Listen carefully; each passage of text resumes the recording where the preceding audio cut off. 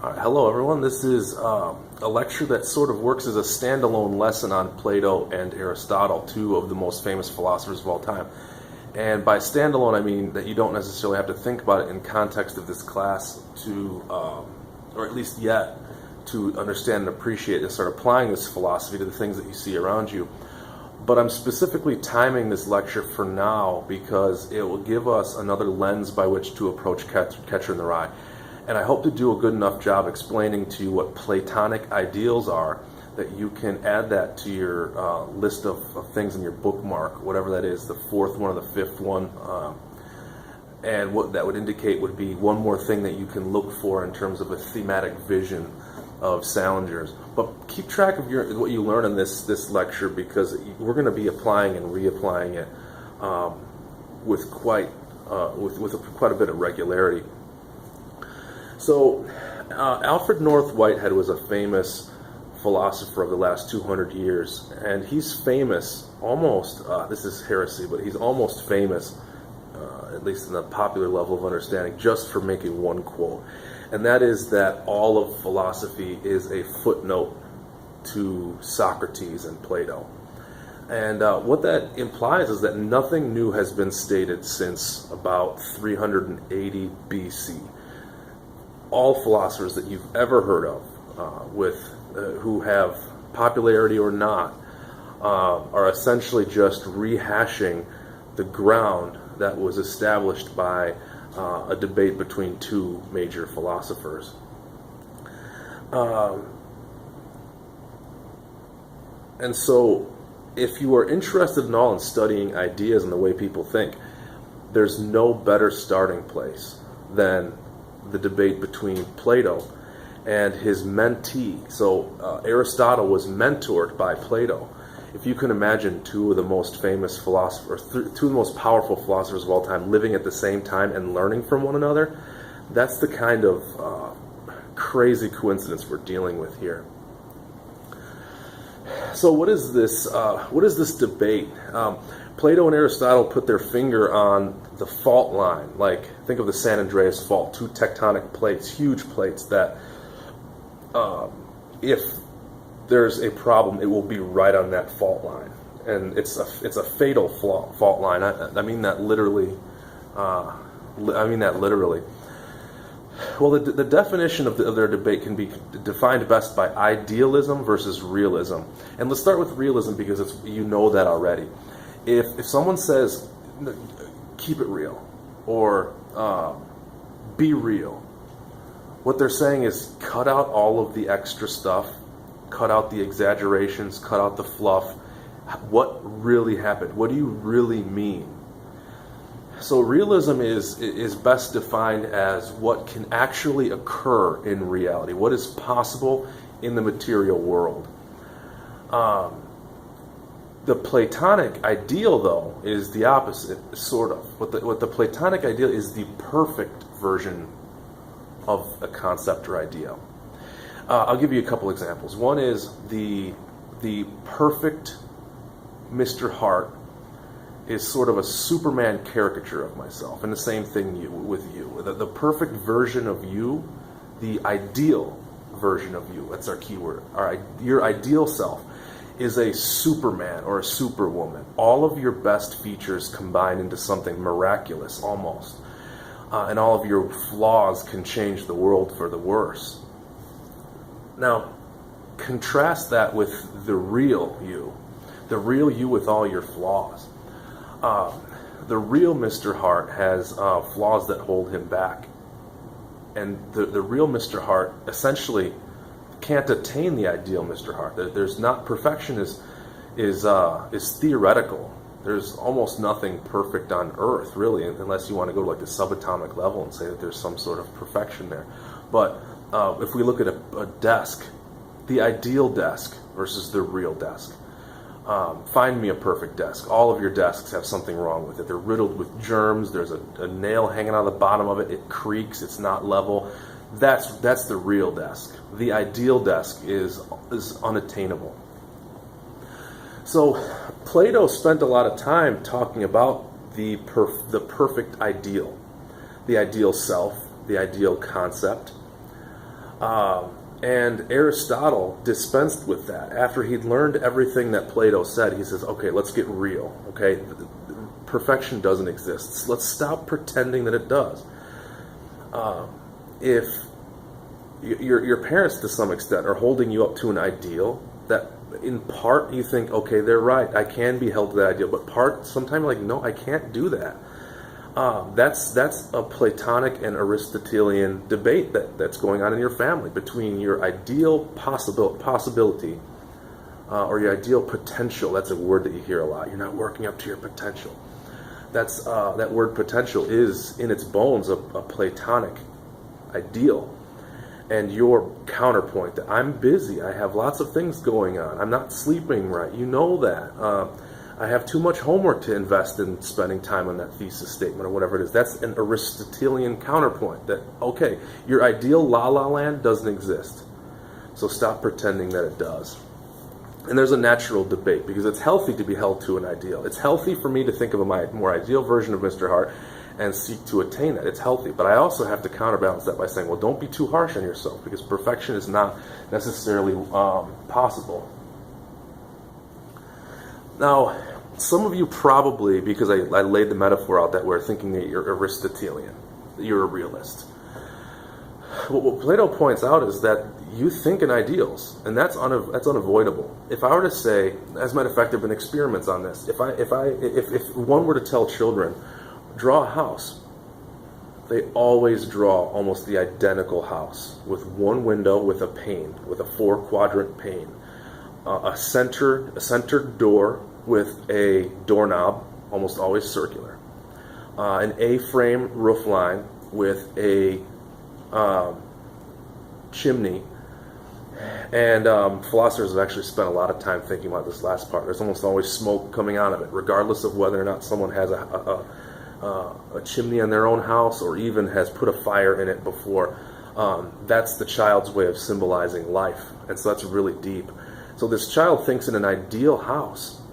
The real house is not at all like that. It's different because of a variety of reasons. And there's mold growing on the side, and there's a patch of decaying grass. But when we think in the Platonic ideal. If I say frog, almost undoubtedly what pops into your head is a cartoonish caricature of the perfect frog. Almost none of you thought of a slimy, wart-encrusted frog with dirt on its back. No one thought of that. You didn't even think of it halfway submerged with water, which might be the most likely way you run into a frog. So you think in the Platonic, almost rubber stamp ideal. And so that's why Plato thought that they were valuable. I mean, you essentially assume in your thought life, your thought life, your pre-thought life, is a Platonist. And your actions are Aristotelian. So maybe this is a fault line because it's the mind versus matter debate played out on a philosophical level. Now, one of the ways that philosophers designate between Aristotelian and Platonic ideas sometimes is by capitalizing them. I'll tell you what I mean by that. Think of the concept of tardy, being tardy to class.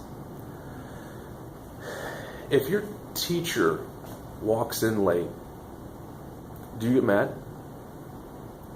If you get mad, there's a possibility that you're a Platonist because tardy is larger than you. You are kept to the rubric of tardy. You are held down underneath the rubric of tardy by force.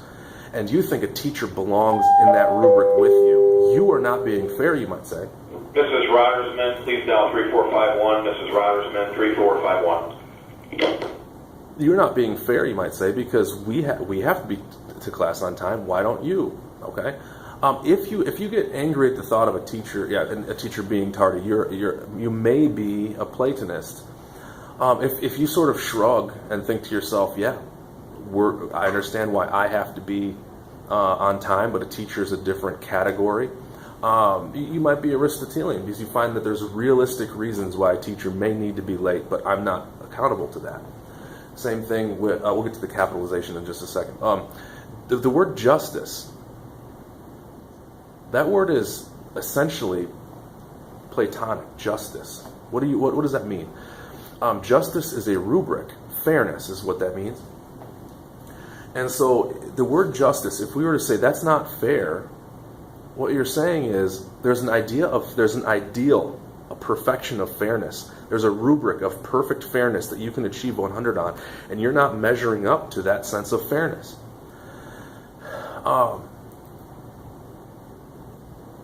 So to come full circle to the capitalization thing, if you capitalize the word justice, even in the middle of a sentence, what you're talking about in a philosophical sense is the purest form of justice, the ideal justice that exists in our heads, in our hopes, but not necessarily in reality. An Aristotelian might keep justice lowercase because that implies that pure justice, that the lowercase form of justice implies that justice in its pure idealistic state is not possible. Pure justice is not possible. We can get close to it, but we can't actually attain it. And this, if you've ever wondered, is why we capitalize or leave lowercase the word God. What God are we talking? A God, the idea of God, the vocabulary word of God versus an actual thing. We capitalize one to say it's bigger than, it's elevated to the idea of a proper noun or a proper idea. Now, this leads us to another form of this chasm, this fault line. If, let's just say for sake of simplicity, half the world is Platonic and half the world is Aristotelian. Those groups of people, with or without their understanding, are not going to get along with the other. It's almost like Apple versus Android. There's major issues. Two people could be arguing, unaware that the argument is not necessarily in the argument itself, but it's in their underlying assumptions. One might be Platonic and one might be Aristotelian, and that's creating a friction that's invisible to them. Well, what's the difference? Modern religious conceptions are Platonic. It's the idea that there is take Christ, for example. Once again, we're talking about Christianity because it's a common understanding. We sort of know the basics of that religion. Christ is a Platonic person. He's described as the Platonic ideal, the perfect person. And we're all, if we're a Christian, we're all held to that standard. How high do you measure up on the Platonic ideal of this perfect figure? And there are a lot of religions like this, like the Buddha. You try to become like Buddha, he becomes the rubric, and it's the idea that there is a perfect version, and we're held to that account, and we need to walk up that rubric to attain Buddhadom or whatever. In that case, nirvana. Whereas Aristotelians are more what we consider modern day scientists, modern day scientifically oriented people. They would say there is no perfect person. There is no Platonic ideal. Quit pretending like there's some sort of perfect version or perfect justice, to use that word again. We're in reality. What can we measure? What can we see in reality? That's what we need to hold ourselves up to the possibility of. We need to hold ourselves up to what is possible in the material world, what we can see and study with our eyes. So one way to boil this down in the quickest way possible is that Aristotelians think of only believe things from the head down, the head representing the top of human understanding and below. Whereas Platonists believe that there are concepts above that are bigger than the human being and that they can strive, and by doing so, the Platonists think that they can strive and become bigger than they are. Okay, set a target above what I'm capable of doing, and in the phrase, if you're going to, let's see, something about reaching for the stars. There's some quote like that, like if you attempt to reach for the stars, I forget what it is. I'll get back to you on that. Okay. Now, we've been talking a little bit about classic, modern, and postmodern eras. And the question that pops up is, what do you mean when the teacher leaves the room? What does that mean? And why in the postmodern era do we not hold ourselves to one collective rubric? In short, the best way of thinking about this is that as a collective in the classical era, we were Platonists. We believed that there was a rubric that we could all be held accountable to and that we all could be measured by. and that Platonic ideal has become Aristotelian. And in the modern era, we don't use rubrics in the same way anymore. There's not something that we're all trying to attain. We're all just doing the best we can, given the fact that, for example, we may be the only things that exist. That's an Aristotelian idea that that we can't measure God. So if he's there or not, it's irrelevant. Let's pretend that he doesn't exist, because there's no way to really know if he does or what he or she wants from us. So the scientific standpoint is starting from the assumption that we're all that we have. So this idea that in the classical era we believe that there's something bigger than us, God, a rubric, Platonic conceptions, and in the modern era we're now shrunken beneath the layer of man's attainment, and we are we're not all beholden to something. And one interesting thing is, if we don't believe that there's something above our heads, a rubric that everyone needs to follow, and it shrinks to man's attainment, this tends towards the might makes right scenario, where, okay, if I'm not, as a teacher, I'm the teacher, if there's nothing I'm being held accountable to, then it's just we do it because I say so. Another example with tardies. If we're all held to the Platonic ideal of tardies, you can be held accountable for being late, Mr. Hart can be held accountable by being late. Now, let's drop it to the Aristotelian level. You can be held accountable for being late, but I can't. No, I said, yeah, you can be held accountable for being late. I can't. I'm not held to the same standard you are. So in the Aristotelian classroom, I am not beholden to the rules, and you have to follow what I say because I'm the strongest one, whatever that means. I have the school behind me that can write referrals and these types of things. So that's an important shift that's happened in postmodernism, is that we're now we're now assuming that this level above our heads is not a real thing. Okay, we're coming to a close here. I want to give you two examples of Plato or Platonic conceptions in Catcher in the Rye to get you started. The first one is with Jane, the instance of Jane and the checkers and Stratladder going on a date with Jane, and the fight that ensues. This, strangely, is a fight over Platonic conceptions. Here's how it starts. Holden Caulfield has a Platonic conception of both womanhood, here's a list of womanhood, femininity, chastity, marriage. He has an idealistic conception of sex, and he thinks of her as this perfect thing. He thinks back to childhood of this cute girl who he plays a game with, and how beautiful her little indecisions were, and how she kept her pieces on the board. That's the ideal. He thinks of her as almost an ideal or perfect version of woman, of child, of femininity, of chastity, of purity. And he becomes obsessed with what Stratladder did to her. Stratladder, he wants to know, what'd you do? You were in a car with her? What'd you do to her? And he keeps pressing and prodding, and he becomes violent because he starts to wonder if Stratladder did take what he perceives take advantage of her. And he becomes so angry at her crushed idealism that he thinks about punching up into Stratladder's mouth with a toothbrush so that he can split his throat open with a toothbrush. That's how angry he gets at the thought of ideal Jane being crushed back down to earth, never to return again, losing her chastity and his version of what femininity is. And Stratladder, I don't think he's the philosophically minded person, but let's just say for a moment that he's an Aristotelian without even really conceptualizing it.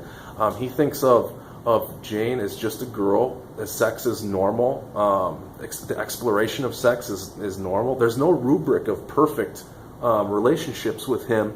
We're just animals, essentially. He might say, if he could, we're just animals. We're biological masses. We're tinkering in someone's car. So what? I hope that example hits home to you, because that's essentially the struggle of your life. How are you a Platonic? Do you hold yourself to a rubric above your head, or do you think that, well, it doesn't? Essentially, we're just human beings. We're all flawed. Let's roll with it. Okay. I like that example more than I originally thought. I think that gets to the heart of why this is a fault line in America. This is really just for easy math. Half the world is Stratlatter, and half the world is Holden. And interestingly, Holden is not very good at holding himself to the Platonic conception, which you could argue breaks the whole system. Here's a Platonist, Holden, holding people up. I just thought of that. Never mind. Holding people up to a lofty ideal, and he himself cannot even. He gets really irate when people don't live up to the Platonic ideal, but he himself doesn't do it either. So you could say, okay, here's a person sort of carrying the chalice of Platonism for us and arguing for it, and he can't even keep it together. So what the heck is the point? So that's a knock against Holden. The knock against Stratlatter is he's not even trying to keep himself in some sort of pure form. He's not trying to keep Jane's purity. He's not, by not holding himself up to a standard, he's not striving, and you could argue that he's going to slowly degrade from a lack of high goals. Now, a more subtle example, I want to show you that even in tiny pieces, in little elements of the book, you can see Platonism. He's talking with Stratlatter, becomes bored. This is actually chronologically before the fight. He picks up a snowball on the windowsill of his dorm, and he packs it tight, and he looks out, and he wants to throw this packed snowball outside of his window, and he sees a beautiful, pristine sheet of snow everywhere, covering the cars, I think, and the sidewalk, and it's a beautiful, white, pristine blanket. And he looks at this, and he wants to throw the snowball, but he can't think of anything that he wants to smudge. He doesn't want to ruin the beauty of the snow. And so this is another tiny example. Like I said, it even happens in subtle little tiny places between the lines. He thinks of the world as this ideal. This is snow with a capital S, not snow with a lowercase s. This is the Platonic conception of perfect snow. And he thinks that if he throws a snowball, he'll wreck it, and this is the important addition, it will never return. It's over. As soon as that snowball hits, it's over. And that's what makes him so agitated about the Jane situation. If she lowers down this rubric, she can't get her chastity back. She can't get her purity back. If you're a Platonist, you like these terms. Purity is going away. If you're an Aristotelian, you think, well, that's crazy. A woman can't express her sexuality. That's not a bad thing to. It's not a lack of purity. It's just exploration of the human animal. See, back to a debate that people will rage on for the foreseeable future. So, all right, my summary is this. Go ahead and put in your bookmark a couple of possibilities here. Here I put add the Platonic ideal and the search for moral purity to your bookmark. Those are two ways of putting it.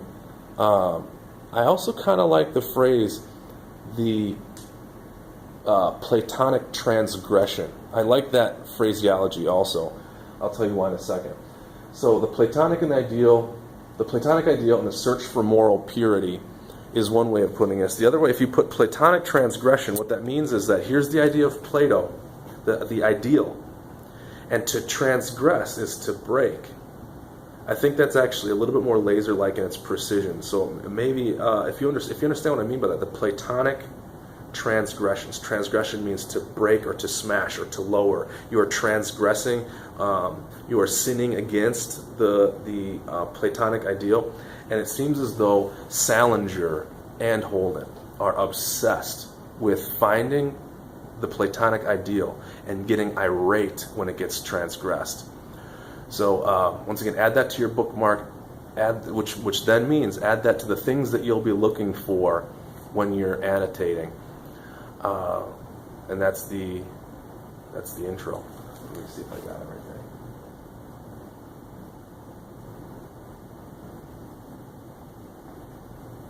All right, that's it. Thank you.